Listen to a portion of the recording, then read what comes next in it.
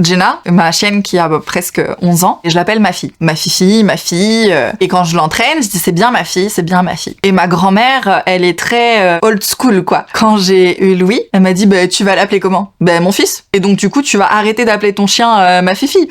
Non. Mais du coup, ça veut dire que tu vas avoir un fils et une fille. Je dis, oui. La réalité aujourd'hui, elle se rapproche quand même de ce constat-là. C'est que Louis, sa façon d'interagir avec les animaux de la maison, c'est un enfant. Il a pas le prisme d'un adulte structuré. Et donc, il fait ça avec toute la liberté et la bienveillance, comme s'ils étaient à sa hauteur, en fait. Donc, presque comme avec des frères et sœurs. Je le vois partager ses jouets, ou quand je vois les chiens lui ramener des jeux, ou quand je vois un chien aller le chercher pour l'inviter à partager le panier, ou inversement, il prend un chien, il l'invite à venir partager sa chambre. En fait, c'est des relations de connexion qui n'ont pas forcément besoin d'être autant catégorisées que ça, en fonction de l'évolution de la relation entre l'animal et les humains de la maison. Des fois, vraiment, la barrière, elle est très très mince, quoi.